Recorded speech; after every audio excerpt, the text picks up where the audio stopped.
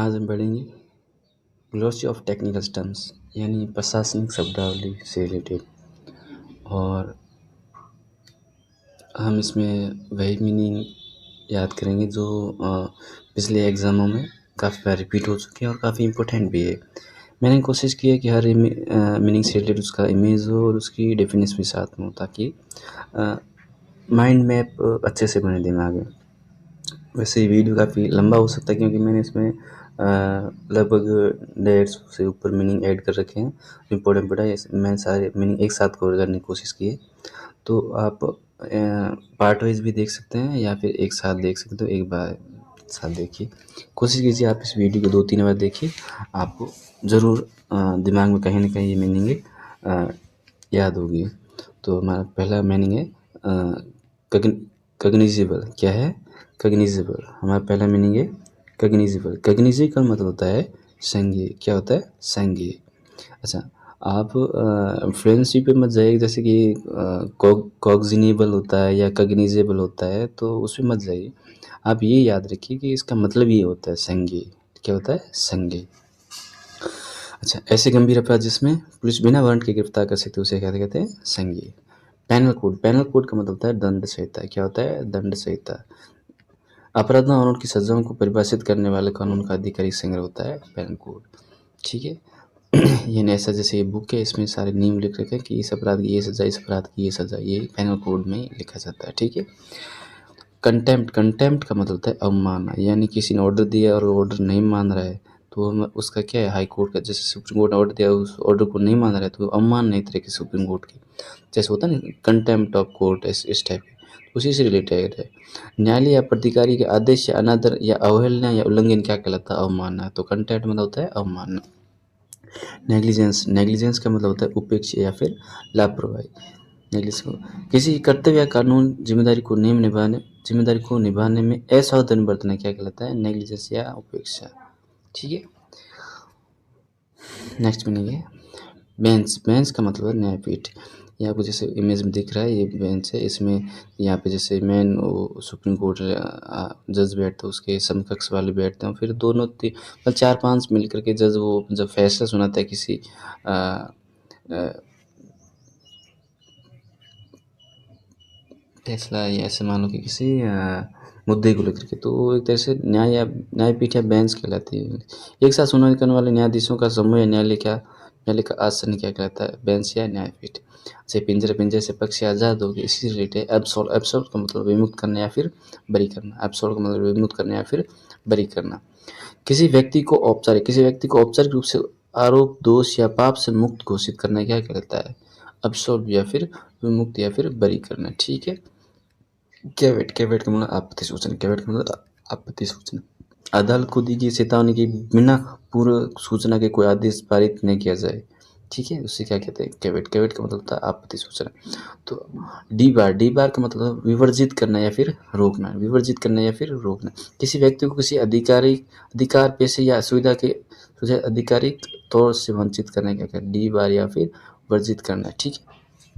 तो हमारा मेन उद्देश्य ये है कि हम इनको याद करें। बेंच न्यायपीठ, इसको याद करना कोई ज़रूरी नहीं है, ये इसका हमें यही याद करना, ये इंपॉर्टेंट पार्ट है। ठीक है। नेक्स्ट मीनिंग हमारा एडवोकेट। क्या है? एडवोकेट। एडवोकेट मतलब अधिवक्ता। क्या होता है? अधिवक्ता। वह पेशेवर जो अदालत में किसी मुवक्किल या क्लाइंट का पक्ष रखता है, वह क्या कहलाता है? एडवोकेट। एडवोकेट ने अधिवक्ता। तो आप सोच रहे हैं इसका मतलब वकील। वकील तो होता है लेकिन वो आम बोलचाल में होता है, एग्जामों में इस टाइप का ऑप्शन नहीं आता। एग्जाम में इस टाइप के ऑप्शन नहीं आते हैं। ठीक है। तो अटॉर्नी। अटॉर्नी का मतलब होता है न्यायवादी। क्या होता है? न्यायवादी। यानी वह व्यक्ति जिसे कानूनी मामलों में किसी अन्य की ओर से कार्य करने के लिए नियुक्त किया गया, वो क्या कहलाता है? न्यायवादी या फिर अटॉर्नी कहलाता है। ठीक है। Next, power of attorney. Power of attorney का मतलब होता है मुख्तारनामा। क्या होता है? मुख्तारनामा। ठीक है। इसका मतलब एक कानून दस्तावेज जो किसी व्यक्ति को दूसरे की ओर निर्णय लेने का अधिकार देता है, उसे क्या कहते हैं? Power of attorney. आप इस एग्जाम से समझ सकते हैं, जैसे कोई कंपनी का मालिक जब सीईओ को अपने मतलब कार्यभार देता है तो उसे इस पावर भी देता है कि तुम कोई भी डिसीजन लो, तो तुम ये सारे डिसीजन ले सकते हो, तो उसमें वो लिख के देता है हाँ कि तुम्हें इस डिसीजन लेने की स्वतंत्रता है। तो वो एक तरह से क्या उसने अपने पावर किसी दे दी, सीईओ को दे दी। तो वो एक क्या है, मुख्तारनामा है, पावर ऑफ अटॉर्नी से कहते हैं मुख्तारनामा। ठीक है, नेक्स्ट में डीजर क्या है, डीजर डीजर मतलब विधित या विधि के अनुसार, जो कानून द्वारा वैध और मान्यता प्राप्त हो उसे क्या कहते हैं, डीजर। ठीक है, डिफेक्टो डिफेक्टो मतलब वस्तुतः, क्या होता है, वस्तुतः जो वास्तविकता में अस्तित्व में न, जो वास्तविकता में हो भले ही उसे कानून में मान्यता प्राप्त ना हो, वो वस्तुतः ही कहलाता है, यानी डिफेक्टो का मतलब होता है वस्तुतः।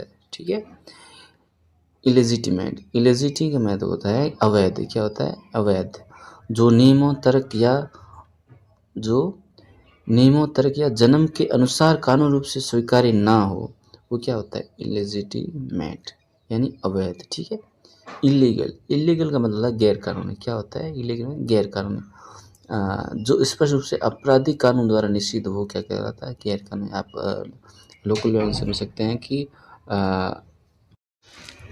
हाँ, जैसे कि कोई मादक पदार्थों को जैसे तस्करी करता है, तो एक तरह क्या है, गैर कानूनी काम है। ठीक है, इसे इलीगल कहते हैं। तो अच्छा, तो डीजर के विधित या विधि के अनुसार, डिफेक्ट में वस्तुतः, और इलीगल अवैध, और इलीगल माना गैर कानूनी। ठीक है, नेक्स्ट हमारा लेजर क्या है, लेजर लेजर का मतलब खाता है खाता भाई, क्या है, खाता है खाता भाई।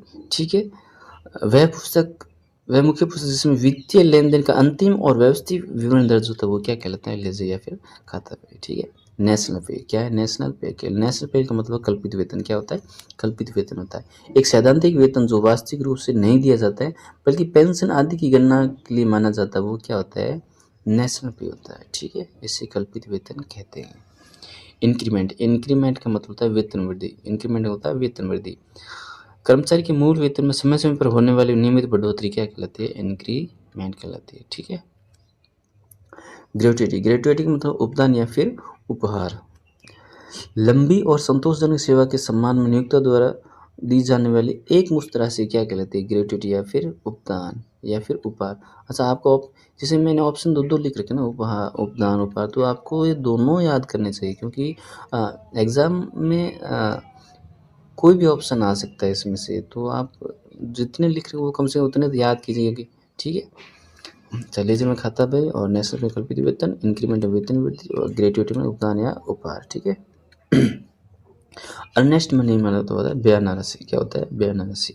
बयाना राशि किसे कहते हैं, वह व्यावसायिक सौदे, किसी व्यावसायिक सौदे को पक्का करने के लिए अग्रिम दी गई धनराशि क्या कहलाती है, बयाना राशि। ठीक है, अर्नेस्ट रिमर्समेंट रिमर्समेंट का मतलब प्रतिपूर्ति या भरपाई, प्रतिपूर्ति या भरपाई, किसी व्यक्ति द्वारा किए गए खर्च या नुकसान के बदले धन की वापसी जो होती है, वो क्या कहते हैं, रिमर्समेंट। ठीक है, लमसम लमसम का मतलब एक मुश्त या सका राशि। ठीक है, ऐसे हम कुल राशि भी कह सकते हैं। ठीक है, किस्तों के बजाय एक ही बार में जो किया गया बड़ा भुगतान होता है उसे क्या कहते हैं, लमसम या फिर एक मुश्त या सका राशि। ठीक है, अच्छा, टैरिफ या ऑक्ट्रॉय ड्यूटी क्या है, टैरिफ ड्यूटी या फिर ऑक्ट्रॉय ड्यूटी का मतलब प्रशुल्क चुंगी, प्रशुल्क चुंगी।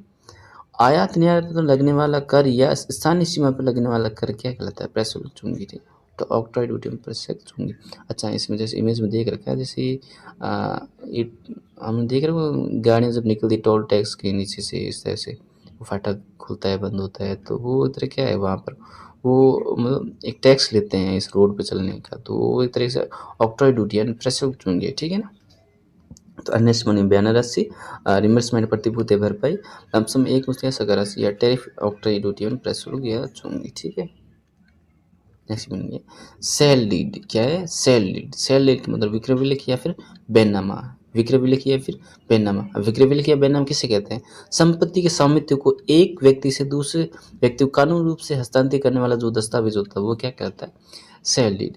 जैसे कि किसी ने अपना खेत बेचा है दूसरे व्यक्ति को, तो वो जो दूसरे व्यक्ति को ये बेचेगा तो उसमें लिख कर देगा हाँ कि मैंने इसको ये खेत इतने रुपए में दे दिया है सब कुछ, तो वो जो जिस पे लिख के वगैरह देता है तो वही क्या कहलाता है, विक्रय विलेख या बैनामा कहलाता है। ठीक है, रैंसम रैंसम का मतलब होता है फिरौती या मुक्तिधन। ठीक है, किसी बंधक व्यक्ति या वस्तु को छुड़ाने के बदले मांगी गई अवैध रकम क्या कहलाती है, रैंसम। ऐसे आप एग्जाम्पल समझे, जैसे कि पुरानी मूवी में जैसे होता है ना, किसी बच्चे को डाकू किडनैप करते, फिर वो पैसे मांगते हैं, हाँ कि हमें इतने लाख पैसे चाहिए, फिर हम आपके बच्चों को छोड़ देंगे। तो वो एक तरह क्या है, फिरौती यानी मुक्तिदान है, रैंसम मतलब, ठीक है। अच्छा, ये गलत मीनिंग है, ये देखिए फॉरफिट का मतलब है जब्त करना। क्या होता है, जब्त करना। किसी नियम या अनुबंध को तोड़ने के दंड स्वरूप संपत्ति या अधिकार से वंचित होना क्या कहलाता है, फॉरफिट या फिर जब्त करना। फॉरफिट या जब्त करना। तो सैडिल का मतलब होता है विक्रय विलेख या फिर बैनामा, रैंसम में फिरौती या मुक्तिदंड, फॉरफिट यानी जब्त करना, ठीक है। हाँ ऐसे, हाँ ऐसे मासूम जैसे कि विजय माल की जो संपत्ति वगैरह जब्त की है वो उसी के तहत है फॉरफिट, ठीक है। उसने वो नियम वगैरह का उल्लंघन किया था, ठीक है। नेक्स्ट मीनिंग, हेरारकी क्या है, हेरारकी मतलब होता है पदानुक्रम या सोपानिकी, पदानुक्रम या फिर सोपानिकी। आपको एग्जाम में ये दोनों ऑप्शन में से कोई भी ऑप्शन मिल सकता है, इसलिए आप ऑप्शन सारे याद कीजिएगा, ठीक है। ये डेफिनेशन आप याद करिए, कोई मतलब नहीं है इसे तो ये बस आपको बताता है इसका मतलब क्या होता है, ठीक है। संगठन में सत्ता और अधिकार के अनुसार स्तरों की व्यवस्थित श्रृंखला क्या करें, हेरारकी। अब ऐसा मान के जैसे कि कोई ऊपर पद पर लगा, जैसे हेड मास्टर के नीचे टीचर के नीचे जो होते हैं कर्मचारी पियोन वगैरह, तो एक तरह से क्या बन रही है, हायरार्की बन रही है, ठीक है। इसे हायरार्की कहते हैं, यानी क्रम से व्यवस्थित करना, ऊपर से नीचे कौन है, ऊपर से नीचे कौन है, इस, ठीक है। फाइल या स्क्रूटनी, स्क्रीन फॉर तब चल ही रहे हैं, जैसे फोर्थ ग्रेड अधिकारी वगैरह सबके, तो ठीक है। तो स्क्रूटनी का मतलब क्या, स्क्रूट का मतलब होता है समीक्षा, क्या होता है, स्क्रूट का मतलब होता है समीक्षा, ठीक है। और फाइल का मतलब होता है मिसिल, क्या होता है, फाइल का मतलब मिसिल। तो आप ये वर्ड याद किया, आपको फाइल का मतलब फाइल नहीं था, फाइल का मतलब क्या होता है, मिसिल। ये वर्ड काफ़ी कम सुनना है, इसलिए आप ध्यान रखिए। दस्तावेजों का समूह है जिसकी सूक्ष्म और आलोचनात्मक जांच की जाती है, वही क्या कहलाता है, समीक्षा या स्क्रूटनी कहलाता है, ठीक है। फाइल का मतलब होता है मिसिल, ये भी आप वर्ड अलग याद कीजिए। फॉरवर्ड का मतलब होता है अग्रेसित या अग्रवर्ती, जैसे इस इमेज में बता के कोई आगे भेजी जा रही फाइल, ठीक है। तो फॉरवर्ड में अग्रेसित या अग्रवर्ती, किसी दस्तावेज या मामले को आगे की कार्रवाई के लिए अगले अधिकारी को भेजना क्या कहलाता है, फॉरवर्ड या फिर अग्रेसित, ठीक है। बैकलॉग का मतलब होता है पिछला बकाया, क्या होता है, पिछला बकाया। बैकलॉग का मतलब पिछला बकाया। लंबित या रुके हुए कार्यों का ढेर जिसे पूरा किया जाना बाकी है, वो क्या कहलाता है, बैकलॉग, ठीक है। एग्जाम्पल ऐसे मान लो, जैसे कि हमारे सुप्रीम कोर्ट, हाई कोर्ट, सबके पास बहुत सारे केस लंबित है, वो भी तो चल रहे हैं, उनकी फाइलें भी, मतलब काफ़ी टाइम लग जाता है उन फाइलों को देखने में, वो वापस वो केस आने, इसलिए फाइलों को ढेर लग जाता है, वो केस सॉल्व नहीं होते, ठीक है। तो वो एक तरह क्या है, पिछला या बैकलॉग, ठीक है। नेक्स्ट मीनिंग है हमारा रिकॉर्ड, क्या है, रिकॉर्ड का मतलब अभिलेख दर्ज करना, अभिलेख या फिर दर्ज करना, ठीक है।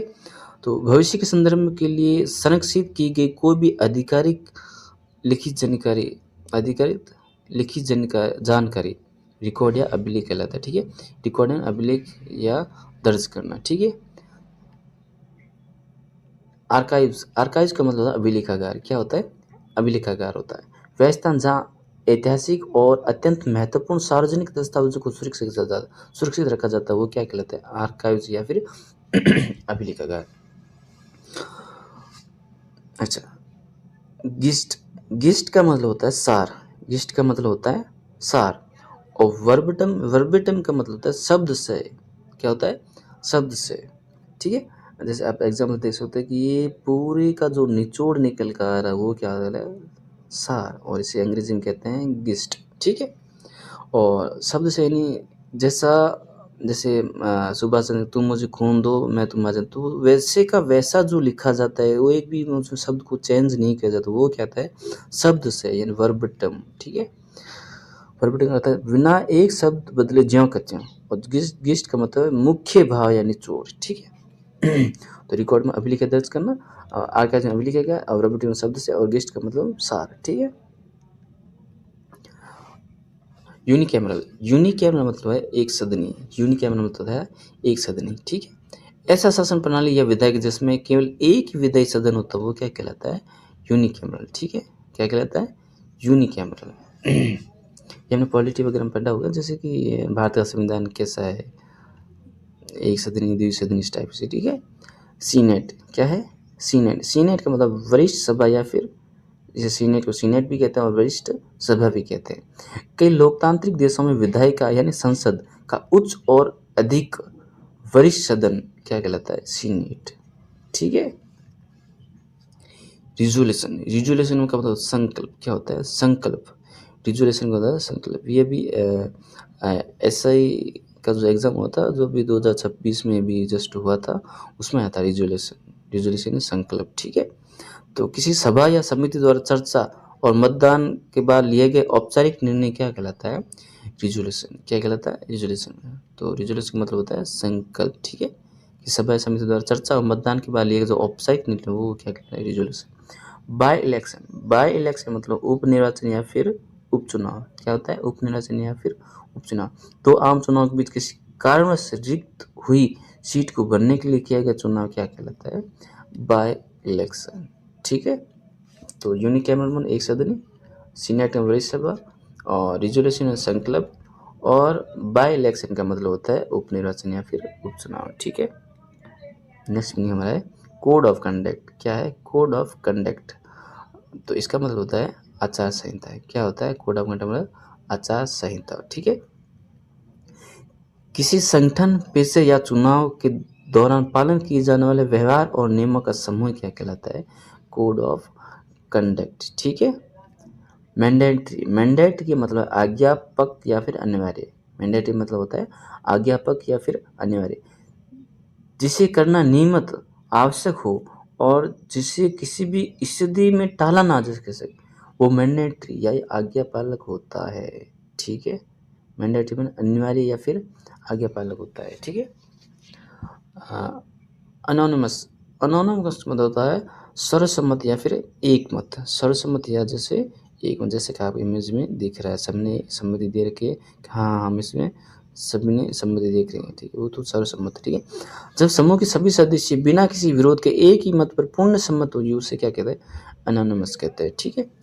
मिसकंडक्ट, मिसकंडक्ट का मतलब होता है दुराचार। क्या होता है? दुराचार। आधिकारिक पद पर रहते हुए किसी अधिकारी रहते हुए किया गया अनुचित या अनैतिक या गैर पेशेवर व्यवहार क्या कहलाता है? मिसकंडक्ट कहलाता है। ठीक है। तो कोड ऑफ कंडक्ट में आचार संहिता होता है। मैंडेटरी मतलब आज्ञापक या अनिवार्य होता है। अनोनिमस मतलब सर्वसम्मत या एक मत होता है। और मिसकंडक्ट का मतलब होता है दुराचार। ठीक है। मोर्टेलिटी रेट क्या होता है? मोर्टेलिटी रेट इसे कहते हैं मृत्यु दर या मृत्यु संख्या। ठीक है। किसी निश्चित संख्या में, किसी निश्चित जनसंख्या में एक विशिष्ट समयावधि के दौरान होने वाली मौतों का सांख्यिकीय अनुपात क्या कहलाता है? मोर्टेलिटी रेट कहलाता है। ठीक है। डोमिसाइल, डोमिसाइल का मतलब होता है अधिवास। क्या होता है? अधिवास। वह कानूनी स्थान जिसे व्यक्ति अपना स्थायी घर मानता है और जहाँ वह निवास करता है वो क्या कहलाता है? डोमिसाइल कहलाता है। ठीक है। अबोरिजिनल, अबोरिजिनल क्या है? अबोरिजिनल, अबोरिजिनल का मतलब है आदिवासी। क्या होता है? आदिवासी। किसी भौगोलिक क्षेत्र के मूल या सबसे प्राचीनतम ज्ञात निवासी क्या कहलाते हैं? अबोरिजिनल कहलाते हैं। क्या कहलाते हैं? अबोरिजिनल कहलाते हैं, यानी आदिवासी। ठीक है। ग्लोबलाइजेशन क्या है? ग्लोबलाइजेशन, ग्लोबलाइजेशन का मतलब वैश्वीकरण। क्या होता है? वैश्वीकरण। दुनिया भर में आर्थिक, सांस्कृतिक और राजनीतिक प्रणालियों के एकीकृत होने की प्रक्रिया क्या कहलाती है? ग्लोबलाइजेशन, ग्लोबलाइजेशन वैश्वीकरण। तो मोर्टेलिटी रेट का मतलब मृत्यु दर या मृत्यु संख्या। डोमिसाइल का मतलब अधिवास, और अबोरिजिनल का मतलब आदिवासी।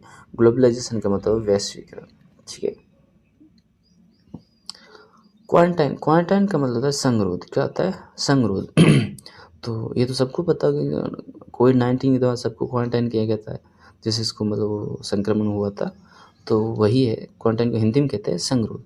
संक्रामक रोग को फैलने से रोकने के लिए व्यक्तियों का अनिवार्य अलगाव ही क्या कहलाता है? क्वारंटाइन कहलाता है। ठीक है। इनकोग्नाट, इनकोग्निटो, इनकोग्निटो मतलब होता है गुप्त रूप से या फिर अज्ञात। क्या होता है? गुप्त रूप से या फिर अज्ञात। अपनी वास्तविक पहचान छिपाकर या बदलकर किसी स्थान या रहना या यात्रा करना क्या कहलाता है? इनकोग्निटो। क्या कहलाता है?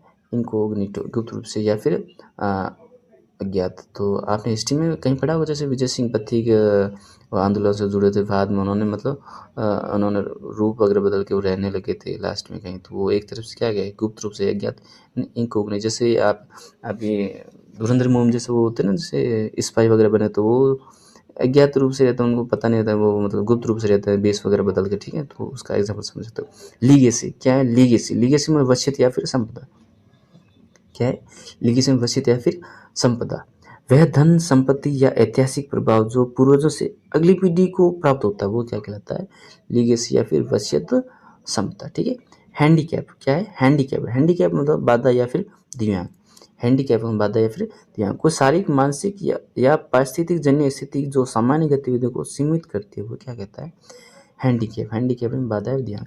तो क्वारंटाइन में संगरोध, इनकोग्निटो मतलब गुप्त रूप से अज्ञात, लीगेसी में वैसे क्षमता, और हैंडीकैप का मतलब बाधा या फिर दिव्यांग, ठीक है। नेक्स्ट, पैराडिज्म क्या है? पैराडिज्म, पैराडिज्म का मतलब आदर्श, उदाहरण या रूपावली, ठीक है।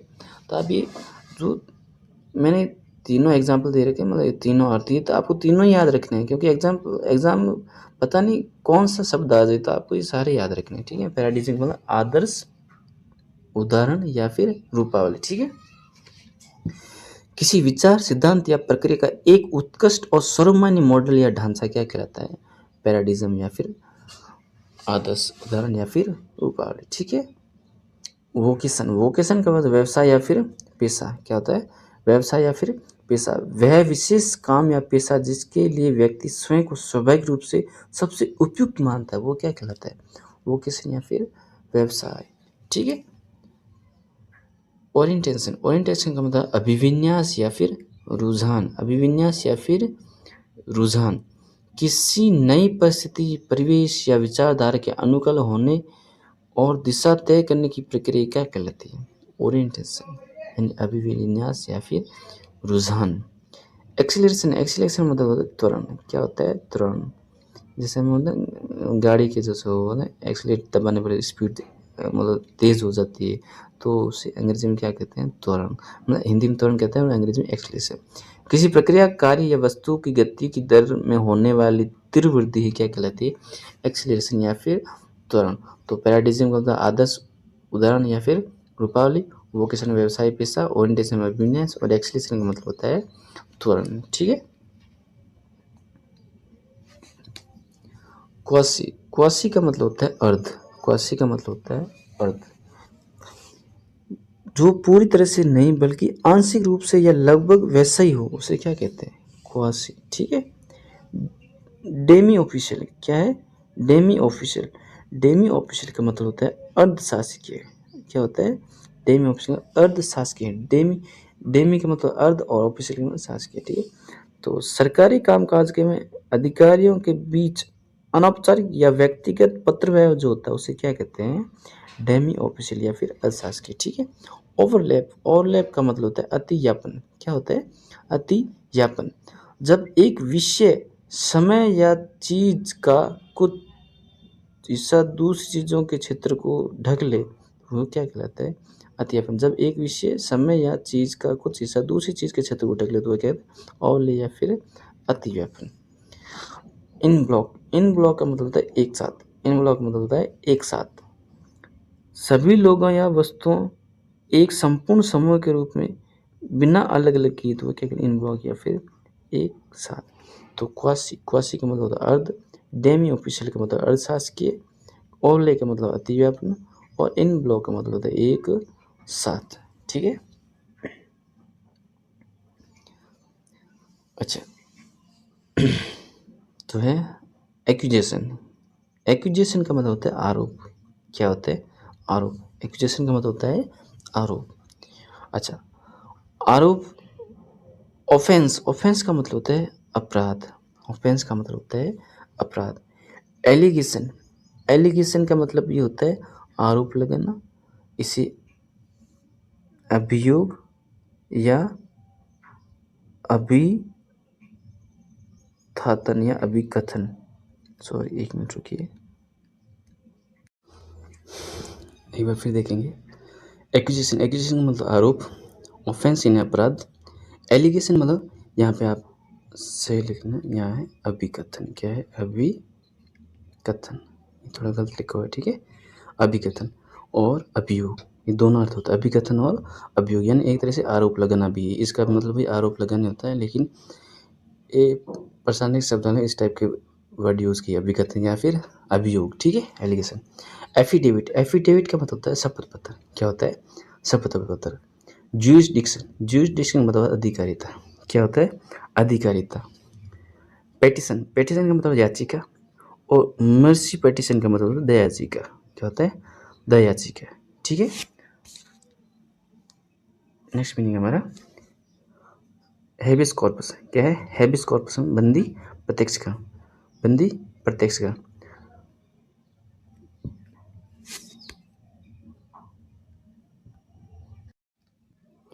अच्छा, इलेक्शन, इलेक्शन में चुनाव, ये तो सबको पता होता है। अच्छा, चुनाव में क्या क्या होते हैं? बैलेट होते हैं। बैलेट यानी मतदान या फिर मत पत्र, मतदान या फिर मत पत्र, बैलेट का मतलब, ठीक है। मैनिफेस्टो, मैनिफेस्टो का मतलब होता है घोषणा पत्र। क्या होता है? घोषणा पत्र। मैनिफेस्टो का मतलब घोषणा पत्र। एम्बेसी, एम्बेसी का मतलब राजदूतावास, राजदूतावास। पैक्ट, पैक्ट का मतलब होता है समझौता, पैक्ट का मतलब होता है समझौता। अकाउंटेबिलिटी, अकाउंटेबिलिटी का मतलब जवाबदेही। क्या होता है? जवाबदेही, ठीक है। इम्पीचमेंट, इम्पीचमेंट मतलब होता है महाभियोग। क्या होता है? महाभियोग। तो ये एक तरह की प्रक्रिया होती है जिसमें वह किसी को जो बड़ा अधिकारी उसे उसके पद से हटा जाए, जैसे राष्ट्रपति को उसके पद से हटाने के लिए जो प्रक्रिया चले उसे क्या कहते हैं? इम्पीचमेंट या फिर महाभियोग, ठीक है। डिफेंस, डिफाइंस, डिफाइंस मतलब अवज्ञा। क्या होता है? अवज्ञा। नेक्स्ट मीनिंग है एक बार देखिए। ब्लैक मतदान पत्र, मतपत्र, मैनिफेस्टो घोषणा पत्र, एम्बेसी राजदूतावास, पैक्ट एंड समझौता, इम्पीचमेंट महाभियोग, और डिफेंस मतलब अवज्ञा, ठीक है। Grant in aid, grant in aid का मतलब होता है सहायता अनुदान। क्या होता है? सहायता अनुदान। अच्छा, अलाउंस एंड ग्रांट्स, अलाउंस का होता है भत्ता, और ग्रांट्स यानी अनुदान, ठीक है। अलाउंस मतलब होता है भत्ते, और ग्रांट्स मतलब होता है अनुदान, ठीक है। तो ग्रांट्स एंड सहायता अनुदान हो गया। और डियरनेस अलाउंस मतलब महंगाई भत्ता। क्या हो गया? महंगाई भत्ता। ये कर्मचारियों को मिलता है, जिसमें मतलब हर साल के एवरी साल के एंडिंग के टाइम मिलता है। मतलब तो हर साल कुछ ना कुछ इंक्रीमेंट होता है, जैसे महंगे बढ़ती जाती है, तो उस हिसाब से उनकी जो जो आती है रकम या तनख्वाह, तो उसमें भी थोड़ा बहुत वो महंगाई भत्ते के नाम पे दिया जाता है, महंगाई भत्ता, ठीक है। अच्छा, फिजिकल, फिजिकल मतलब होता है राजकोषीय, फिजिकल मतलब होता है राजकोषीय। और फेस वैल्यू का मतलब अंकित मूल्य, फेस मूल्य का मतलब अंकित मूल्य। लाइबिलिटीज, लाइबिलिटीज का मतलब देनदारियाँ। क्या होता है? देनदारियाँ। लाइबिलिटीज मतलब देनदारियाँ। कॉन्टीजेनेसिस, कॉन्टीजेनेसिस मतलब आकस्मिक व्यय। क्या होता है? आकस्मिक व्यय होता है। तो ये आपने पॉलिटी वर्ड सुना होगा, अगर आप पॉलिटी पढ़ी है तो, आकस्मिक व्यय।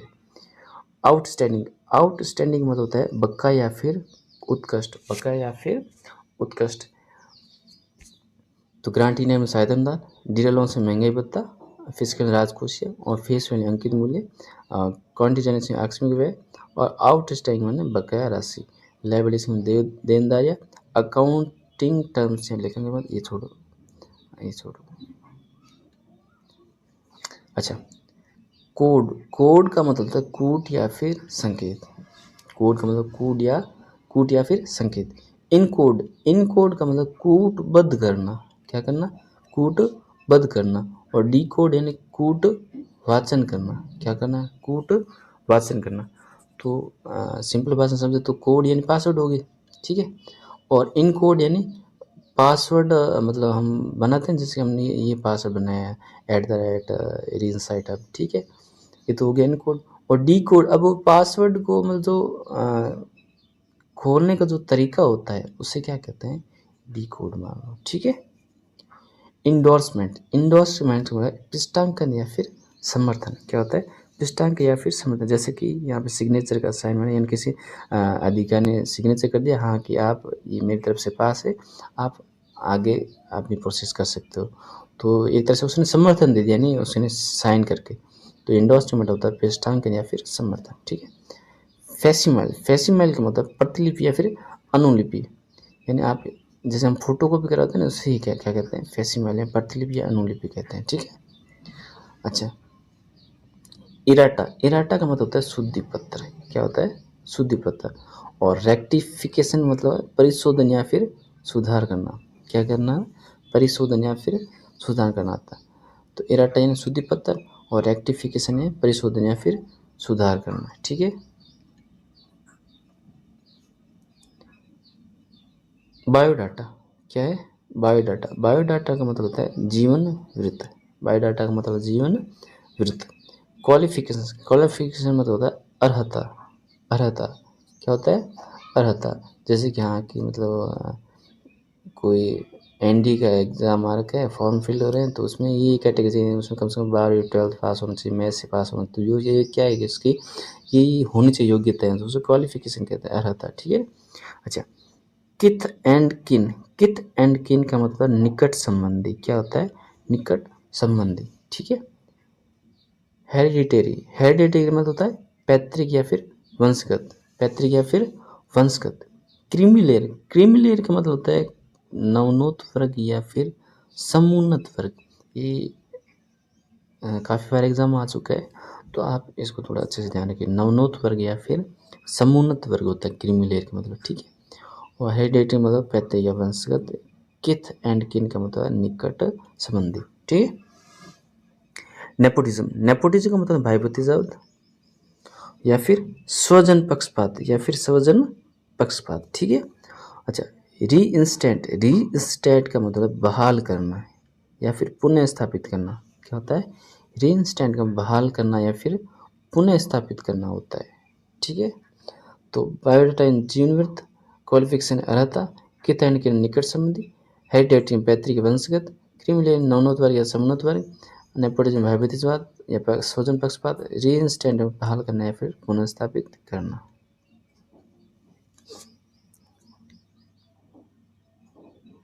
हम थोड़े से जूम कर लेते हैं।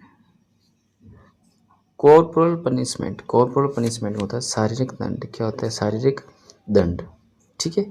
अच्छा, रैंसम ये पहले आ चुके हैं, रैंसम फिरौती मुक्ति दंड। बैनिसमेंट, बैनिसमेंट का मतलब देश निकाला। क्या होता है? देश निकाला। बैनिसमेंट, बैनिसमेंट का मतलब देश निकाला। कोर्सन, कोर्सन, कोर्सन मतलब जोर जबरदस्ती या फिर प्रपीड़न। ठीक है। कोर्सन, कोर्सन मतलब जोर जबरदस्ती या फिर प्रपीड़न। ठीक है। तो कॉर्पोरल पनिशमेंट शारीरिक दंड, रैंसम फिरौती या मांग, बैनिसमेंट में देश निकाला, और कोर्शन, कोर्शन जोर जबरदस्ती या फिर प्रपीड़न। ठीक है। अच्छा, नेक्स्ट मीनिंग हमारा, अच्छा बेंस तो हमने पढ़ लिया, पहले आ चुके बेंस है न्यायपीठ। अच्छा, एडवोकेट भी आ चुके, एडवोकेट अधिवक्ता, एडवोकेट जनरल। तो ये होता है जनरल, जैसे वर्ड आएगा उसका मतलब महा, क्या होगा? महा। और एडवोकेट मतलब होता है अधिवक्ता, तो महाधिवक्ता हो गया। ठीक है ना। अटॉर्नी, अटॉर्नी का मतलब न्यायवादी होता है, और पावर ऑफ अटॉर्नी ये मुक्तानामा, ये भी पीछे हमने पढ़ लिया है।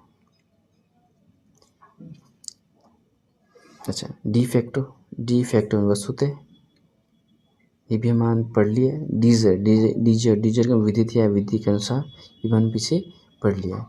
प्राइमा फेसी, प्राइमा फेसी का मतलब प्रथम दृष्टया, प्रथम दृष्टया, प्राइमा फेसी में प्रथम दृष्टया। कैवेट, कैवेट आपत्ति सूचना, कैवेट आपत्ति सूचना, ये भी हमने एक बार देख लिया है। अच्छा, कंटेम्प्ट, कंटेम्प्ट अवमानना, ये भी हमने देख लिया। ब्रीच, ब्रीच का मतलब संविदा भंग, ब्रीच का मतलब संविदा भंग। ठीक है। इन्फ्रिंजमेंट, इन्फ्रिंजमेंट का मतलब अतिलंघन या उल्लंघन। इन्फ्रिंजमेंट मतलब अतिलंघन या फिर उल्लंघन।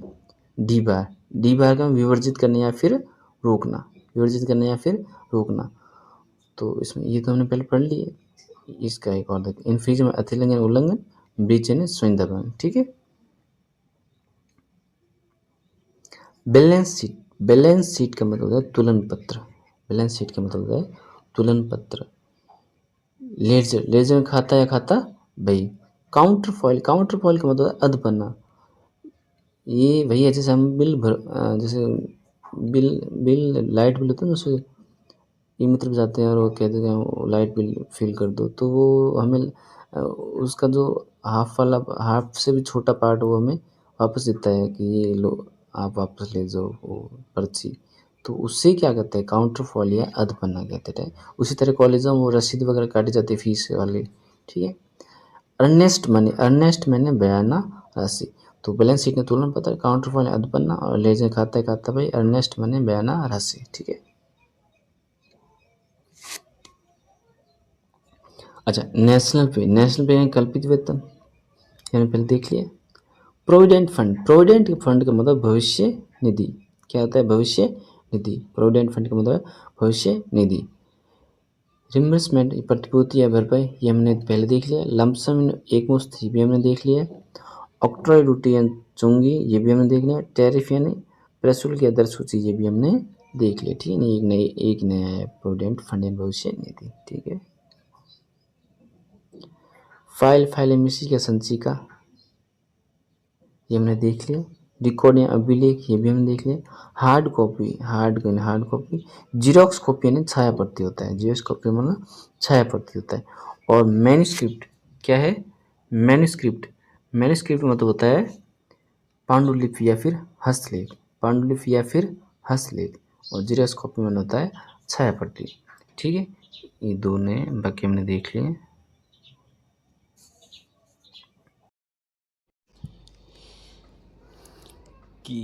की का मतलब आधारभूत, मूल, मुख्य या कुंजी। की का मतलब आधारभूत, मूल, मुख्य या फिर कुंजी। तो ये इसके चारों अर्थ होते हैं की के, ठीक है। तो आपको चार याद करें, क्योंकि ऑप्शन कैसे भी आ सकता है। की का मतलब क्या होता है, मूल होता है, आधारभूत है या कुंजी होता है, या चारों में से कोई नहीं से सारा आ सकता है, चारों हैं। पैरामाउंट क्या होता है, पैरामाउंट मतलब सर्वोच्च या परम, सर्वोच्च या फिर परम। पैरामाउंट सर्वोच्च या फिर परम। जो महत्व, शक्ति या अधिकार में सबसे ऊपर हो वो क्या कहलाता है, पैरामाउंट कहलाता है। वैलिडिटी का मतलब होता है वैधता या फिर विधि मान्यता। किसी नियम, दस्तावेज या तर्क के कानूनी रूप से मान्य होने का स्थिति, किसी नियम, दस्तावेज या तर्क के कानूनी रूप से मान्य होने की स्थिति क्या कहलाती है, वैलिडिटी या वैधता। कौर में गणपति आ चुका है, नेशनल की राष्ट्रभाषा ये भी आ चुका है। लेजिबल सुपाठ्य, एलिजिबल अपाठ्य, ये आपको यहाँ पे तुलनात्मक दिन बता रखा है। टेनेबल समर्थनीय है, एंटल में असमर्थनीय। वीप या सजा तक ये हमने पढ़ लिया है। कॉर्पोरल पनिशमेंट हमने एक बार पीछे पढ़ा था, कौन सा पनिशमेंट, ये कॉर्पोरल पनिशमेंट शारीरिक दंड ये आ चुका है। ये कैपिटल पनिशमेंट, अच्छा ये दोनों आ चुके हैं। कैपिटल पनिशमेंट मृत्युदंड होता है और कॉर्पोरल पनिशमेंट शारीरिक दंड होता है।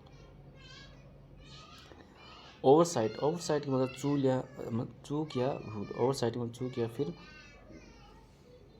भूल। असावधानी, लापरवाही, ध्यान न देने के कारण हुई कोई अनजाने की भूल क्या कहलाती है, ओवरसाइट कहलाती है। जीरोस्कोप में छाया प्रति होता है, हमने देख लिया। जुबली का मतलब होता है जयंती। किसी विशेष और महत्वपूर्ण घटना की वर्षगांठ मनाने का विशेष अवसर ये क्या कहलाता है, जुबली कहलाता है। शेड्यूल अनुसूची और मिनट्स बैठक इन कार्यवृत्त, मिनट्स क्या होता है, कार्यवृत्त या टिप्पणी, ठीक है। और बैलेंस शीट में तुलन पत्र, और कम्युनिकेशन विज्ञप्ति, और कॉरम यानी गणपूर्ति। तो ये हमने चारों देख रखे हैं पहले।